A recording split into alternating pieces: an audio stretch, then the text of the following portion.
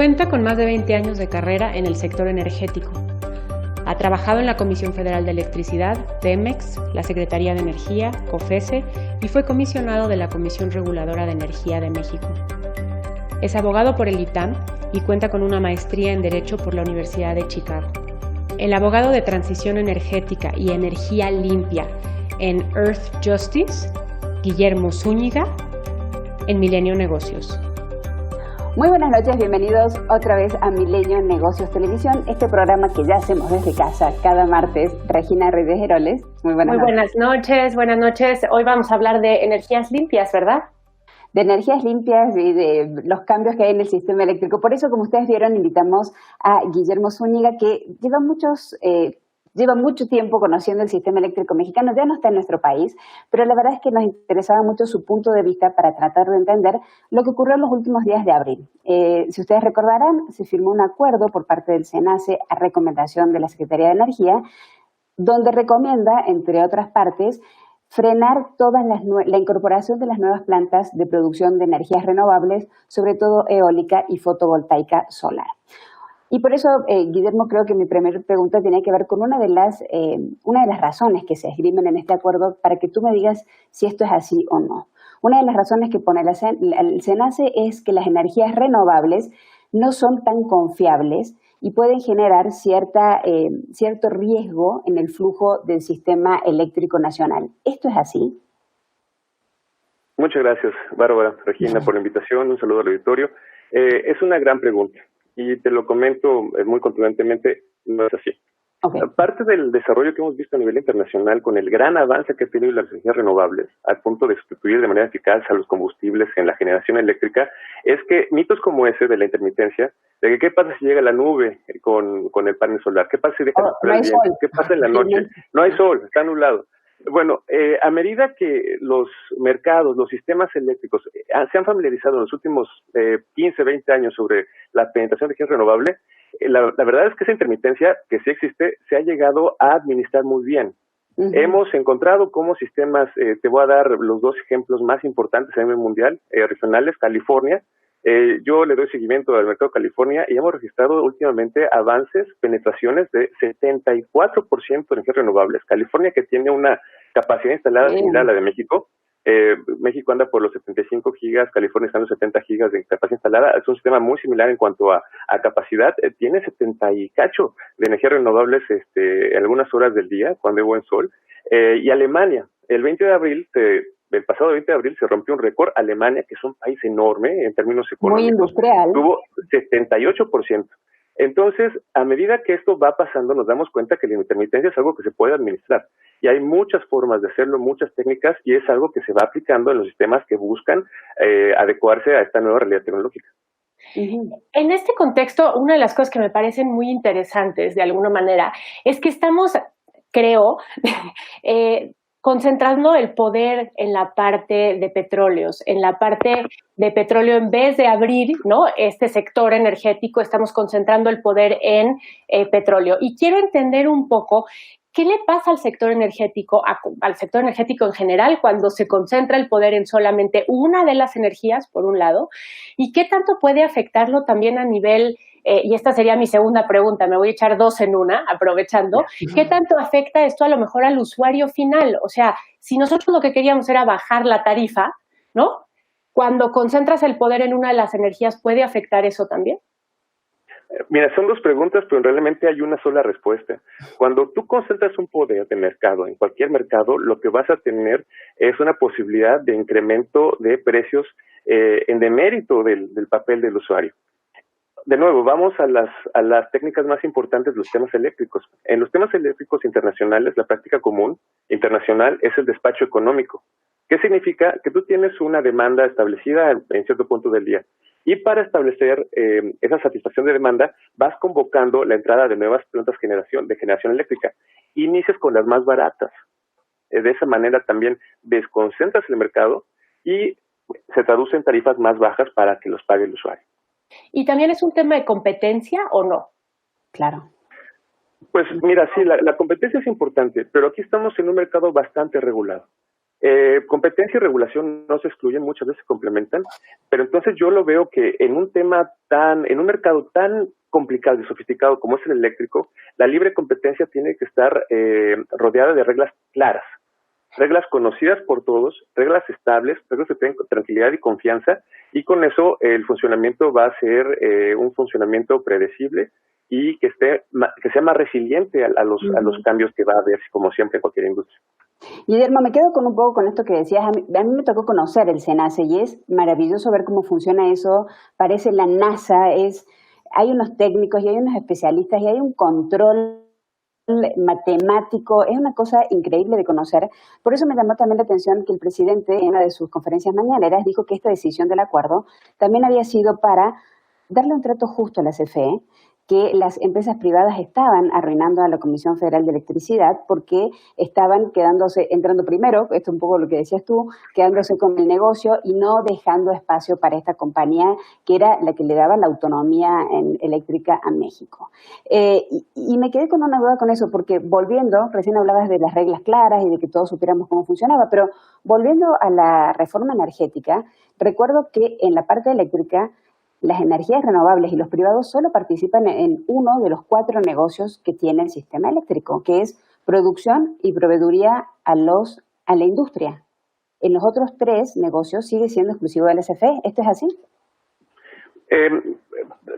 Parcialmente. Mira, también la práctica internacional te reconoce que la industria eléctrica tiene segmentos monopólicos, así le llaman, donde es económicamente más lógico tener un solo agente, que en este caso son las redes, que es transmisión y distribución. Ajá. Ahí esas dos actividades, pero por el seguridad. transporte de alto voltaje, por seguridad, por coordinación, que incluso ya son principios que se empiezan a discutir en otras partes del mundo, pero bueno, en México se decidió el tema conservador y la transmisión y la distribución son un monopolio estatal, constitucional. Ahí no hay participación privada más que construcción de obras. Las partes que están abiertas a la competencia a nivel internacional, siguiendo las experiencias que hemos visto en otros países, es la generación, que es lo que estamos discutiendo, justamente la entrada libre, meritoria de plantas en función de sus costos, siempre y cuando sean confiables. Te decía que las renovables ya lo son, si las sabe superar. Y también la parte de suministro. En México está abierto el suministro. Ahorita el único suministrador, vamos a llamarle básico, que son para los residenciales, agrícolas, pequeños comerciales, es la CFE en efecto, pero ya tenemos una actividad importante de suministro calificado, que son esos suministros que se les dan a usuarios que tienen una demanda alta, de 1 mega, que estamos hablando aquí. ¿Puedo poner pantallas solares en mi casa? Sí. Eso es autobasta. Aquí básicamente el suministro calificado son grandes usuarios que por su sofisticación tienen la capacidad de sentarse a negociar un contrato con una planta de suministro, ¿no? El suministro básico es una cuestión de protección. Tú y yo, ¿qué tanto podemos negociar la CFE para una tarifa? No se puede. Es una tarifa regulada y es establecida y es porque para ti, para mí, el costo de electricidad tal vez no sea tan importante. Para una cerera puede llegar a ser el 50% del costo total. Absolutamente. Sí, y también hay mucha actividad renovable en esos contratos de usuarios calificados y tenemos otro fenómeno que lo acabas de mencionar, que es la generación distribuida. Ese es el autobasto. Gracias a la tecnología y a que los paneles solares son cada vez más baratos y más manejables, más y más personas en todo el mundo están instalando paneles solares. De nuevo, vámonos al precio internacional. En California, 10% de la generación, de la capacidad, casi 7 gigas de energía, que sería el 10% de México también, está instalado en los techos de las almacenes y de las personas. Es impresionante. Entonces tenemos también un factor donde hay una desconcentración de poder porque el usuario mismo está autoabasteciéndose y ese es un usuario mucho más empoderado que uno que no lo hace. Exactamente. Y quería preguntarte algo que tiene que ver también con los aspectos de agenda firmados de compromisos con el cambio climático. Dejar de incorporar estas energías que estaban muy planeadas en un proyecto a 25 años, recuerdo en ese momento, ¿nos aleja un poco de esos compromisos? Definitivamente que cualquier país que no impulse, que no permita la penetración de energías renovables y que tenga compromisos derivados del acuerdo del país, y que como el caso de México, que ya se hicieron compromisos legales del ámbito doméstico, porque ya la ley de cambio climático, la ley de transición energética establecen porcentajes de penetración por año. En este caso, si tú no permites que siga la penetración de renovables, estás en peligro de incumplir los propios compromisos que tú tomaste contigo, con tu sistema político interno y con la comunidad internacional. Perdón. No, en este contexto, un poco, y siguiendo lo que decía Bárbara, entre cambio climático, objetivos de desarrollo sostenible, ¿no? Todo esto que ya es algo que necesitamos por sostenibilidad del país, entre otras cosas, y lo estamos viviendo hoy un poco con COVID, ¿no? ¿Qué hacemos? O sea, ¿qué podemos aprender de estos otros países que lo están haciendo, que están aplicando la parte de energías limpias y que nosotros parece que estamos dejándolas hacia afuera? Yo creo que cualquier país que quiere seguir avanzando tiene que empoderar a los usuarios, a los grandes y pequeños usuarios, incluyendo las ciudades. Lo que estamos viendo, por ejemplo, parte de la respuesta es que haya un involucramiento más directo por parte de los gobiernos subnacionales. En buena medida en todo el mundo hay una asociación importante que se llama C40, que son ciudades tomando medidas para el combate al cambio climático. Vemos, por ejemplo, que las ciudades que buscan una penetración, que dan marcos jurídicos dentro de su esfera de competencia para instalación de paneles, para favorecer ese tipo de inversiones, son ciudades que están dirigiendo, liderando, incluso más rápidamente que los gobiernos nacionales, el cambio climático con base en esto, ¿no? Además de que podemos irnos más allá de la generación eléctrica. A ver, los certificados de energías limpias, que es otra cosa a lo que algo, digamos, como que ya no es aprobado, ¿no? Y que se menciona también en este documento del SENACE, pero quiero entender en ese contexto qué pasa ahora con lo que se plantea y después de que además dijeron que esto era muy importante, COFECE dijo que era muy importante porque eran incentivos hacia la transición energética y además atracción de inversión. Los certificados de energía limpia, como yo lo veo, eran una manera de emparejar el terreno desde el punto de vista ambiental. O sea, básicamente, si tú generabas 1 megawatt hora, te daban un certificado de energía limpia que a la vez podías vender a ciertos agentes que están obligados a comprarlos, entre los suministradores, como CFE, y con eso tenías un flujo más de ingreso para que tu proyecto sea más viable financieramente y operativamente. ¿Qué representa este certificado de energía limpia? El beneficio ambiental. Una planta de carbón, una planta de gas, una planta que tiene emisiones, pone un costo social importante a todos nosotros porque contamina, y ese costo no se internaliza en su precio. El CEL representa un reconocimiento meritocrático de nuevo a las energías renovables de que no contamina.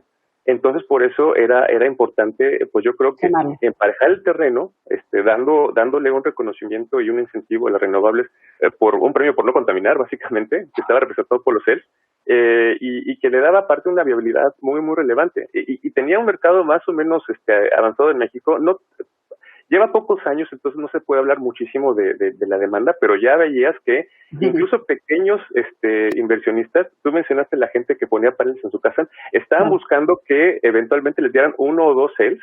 Muchísimas gracias. No, por favor, muchas gracias por explicarnos un poco más sobre las energías renovables y lo que nos vamos a perder a partir de ahora. Regina, muchísimas gracias por acompañarnos como cada semana. Nos vemos la semana que viene con más Milenio Negocios Televisión. Buenas noches.